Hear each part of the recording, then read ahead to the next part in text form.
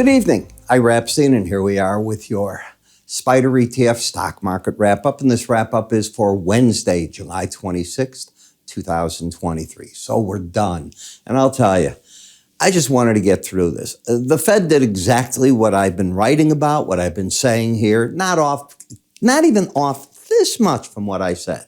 I told you they would state a script. I told you they would not give you an idea that they're one and done. Each meeting is live. They'll be fully data dependent going forward. They have not reached their goal. Wage inflation is slowing, but it is still there. They refuse to answer the union question. How is that going to impact inflation when you're seeing these big jumps that the unions are able to get for their employees? They don't want to create an unemployment situation. They want to keep full employment. It's one of their mandates. So there is no goal as to what the unemployment rate has to go to. It's just that it will probably go higher. And he explained the laws of what he sees as nature and how this is going. The restrictive policy will stay in place in the United States. It takes a lag time. It's taken longer than most members thought. The vote was unanimous today to go with another 25 basis point hike. But we don't know until we see the minutes, while members vote unanimous, what they really think. That will start happening next week as the different Fed speakers now are free. Their shackles are off. They can speak individually as to what they think. And now you'll start reading that. Now here's the beauty. You're going to hear that for 8-9 weeks. We don't get another Fed meeting until September 20th. So pay attention to that. You get tomorrow the European Central Bank. You get Friday the Bank of Japan. Next week you get the Bank of England. All the central banks are basically done for a while. And that's what we want to see. What about that 13 days in a row in the Dow? I've been thinking, why did that happen? And it dawned on me, and it's I think, there in the logical answer. When the AI frenzy hit the market, the S&P moved, the NASDAQ moved, they went away. You really don't have AI stocks in the Dow. Then the market saw those markets stay up and the Dow's left behind. This is your catch-up. Why the meme traders, you know that word, M-E-M-E, meme. Why those meme traders decided to jump in and take it, who the heck knows? They do what they're going to do when they do it. And what I see is that the market has now brought the valuations up there to get it in line with these other markets. And they haven't given much back in the NASDAQ. I think you'd agree with that. You've pulled back a little bit. You should. You give back from peak something. S&P will do the same. The Russell caught up with the other markets. So I think the indices as a whole came about. So those are the things that I at least look like. We've gone through the rebalancing, if you will, in the NASDAQ, and we knew that would bring the market down a little bit. You know, nobody's talking about that. I was on vacation last week when it was taking place, and I can't believe not one analyst, because I read, was saying, oh, the rebalancing is why this had to fall back a little bit as the valuations were switched within the index. You know what I'm talking about, I pray. So that's where you're at. This morning, I was like a kid in a candy store wanting to put out buy recommendations in so many of the SPDRs and ETFs for my subscribers. Remember, I put out an update 9 in the morning for the subscribers. And I said, folks, it'll be tomorrow. Just get your money ready. I expect that, it depends how the market's open and so on, win, lose, or draw, I saw so many buy signals coming out in different stocks, SPDRs, that I'm excited about waking up in the morning for it. We'll see what happens. In Microsoft, down a bit. Why not? Folks, we talked about this yesterday, that their numbers, they're spending a lot of money for the AI. That's what's going on. Meta today's up, 6-7%. Why not? The advertisers have come back in a big manner. They looked at things. Facebook is humming again. Zuckerberg's cost cuts have come in. You're not cost cutting at Microsoft right now. You're spending. Why? For the AI. I still like this stock so much. I think that in a matter of years, you're going to be shocked how high it goes, because I see the monster.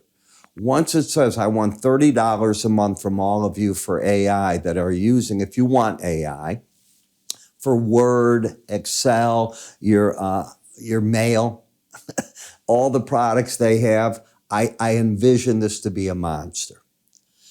Where are they going right now with their cloud storage? It's sort of flattened out. Why not? So, how many more computers are you making today that you're buying Windows for again?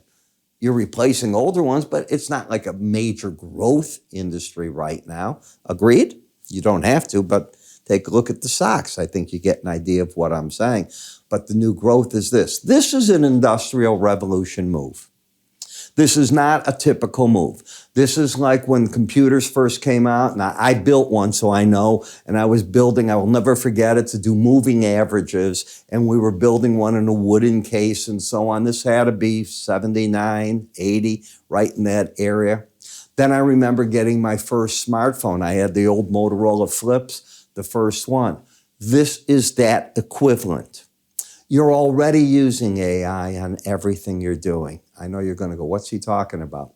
How many times do you type if you're on certain things and word correction comes up? You do your spell check. That's a form of AI in itself. I can go on and on. You go into your browser and you want to get something. It can bring it up already.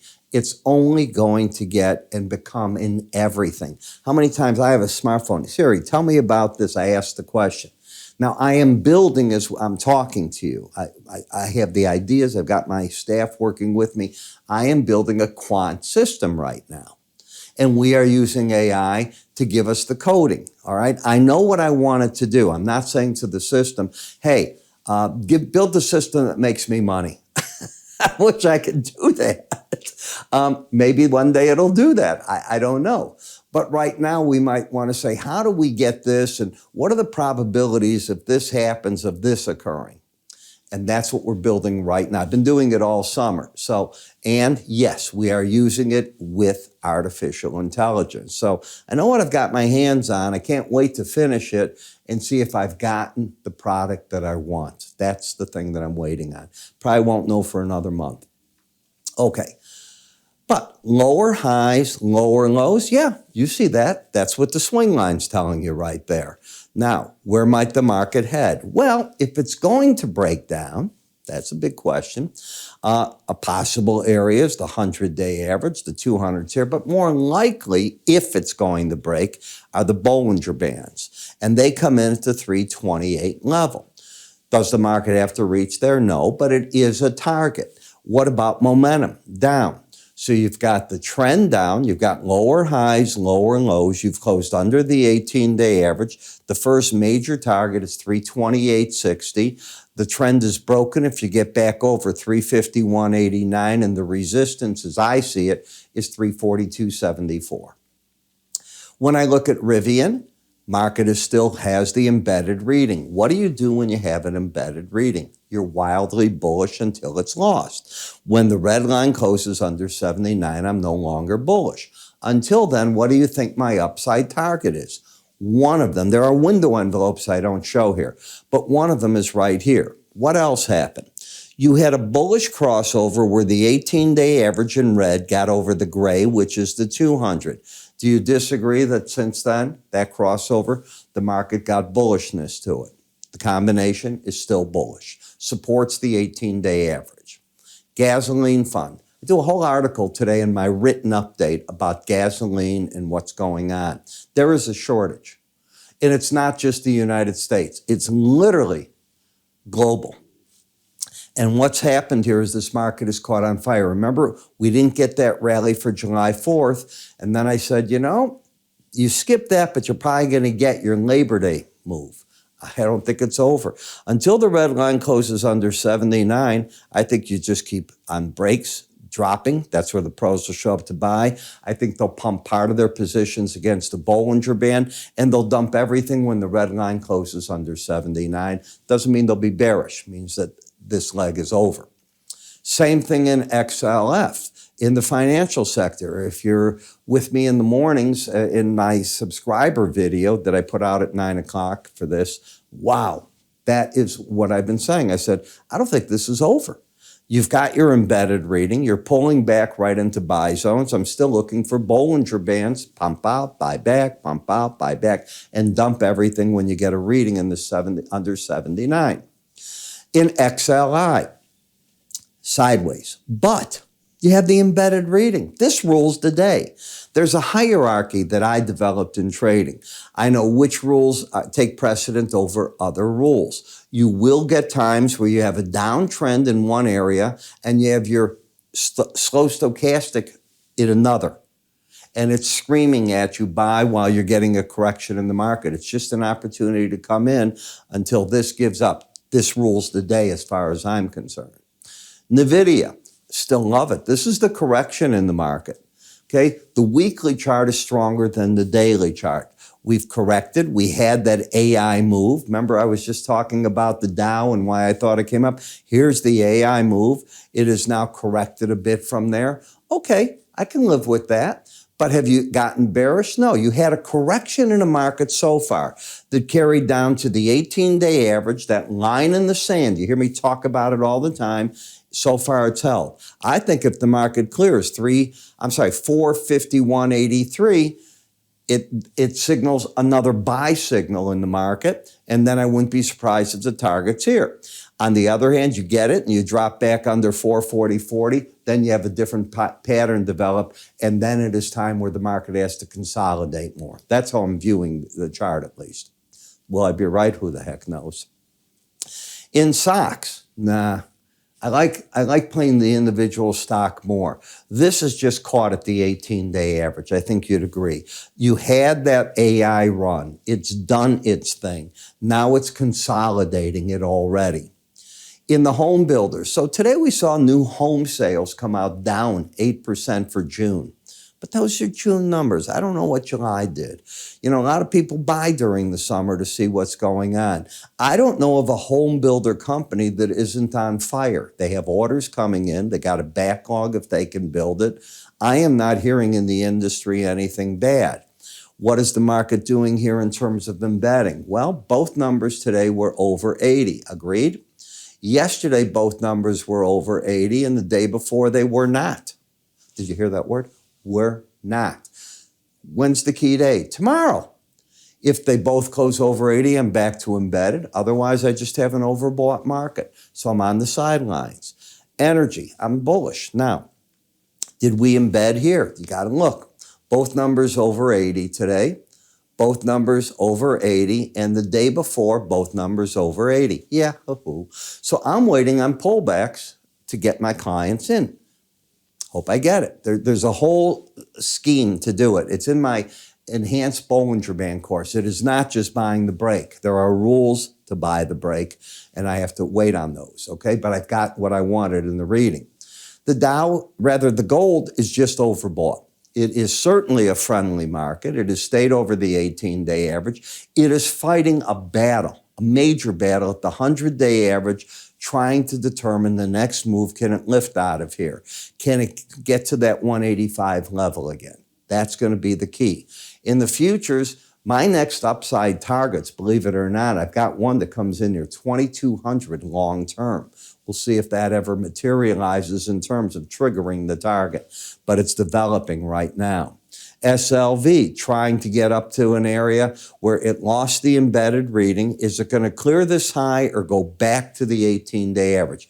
This next few days will tell us the story. That would be a failure on a lost reading where you don't break much. In the copper, you're overbought. You're running into the Bollinger Band. Either China does something or they don't. If they don't, this market's overpriced. If they do, there'll be an opportunity, in my opinion, on pullbacks anyways to come in, and you know the game. So far, it's been all talk, nothing done. That is the fear. Chile has got a problem with that. There's a Chile Copper Commission. I'm talking the country, Chile, Chalco or something. And I wrote about them tonight. I didn't even know their name. I learned it today. As to what they think the copper prices are going to do. They discussed this in there. I copy and pasted part of the story. If you get my newsletter, you will see it tonight in there. In BND, all we've done is pull back to the 18-day average. The bias is still up. I am in the camp, like others, that the 10 to 30-year notes have probably seen the worst rates they're going to see, and the monies will probably pour into those in the short term, looking for yield to drop and those values to go up over time.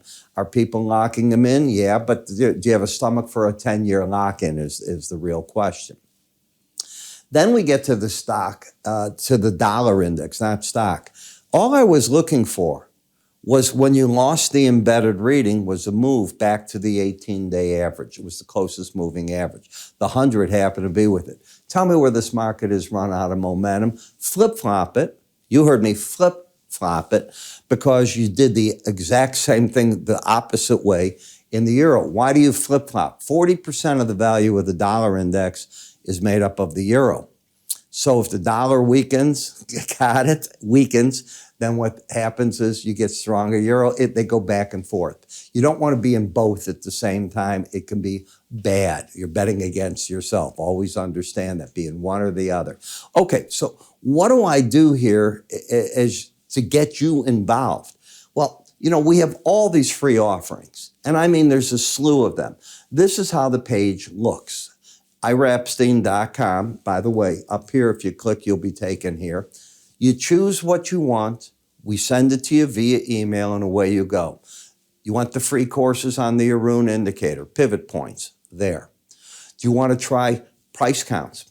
You sign up right here. Do you want the Linn to send you every day this info, what they're writing about in different markets, and we'll tailor it? You don't want grains, you don't want this, you don't want that. You won't get it. We'll give you the stock indices or whatever we're seeing. General commentaries, where are they? My own, a 2-week trial to my research, all here. You go in, do what you wish with it. So how do you get there? IRAPstein.com, click right here, follow the magic hand, watch. Oh, I'm so proud how we did that. You click it, you pick the ones you want, and away it goes. I'm Ira. You have a great day. I'll see you all tomorrow.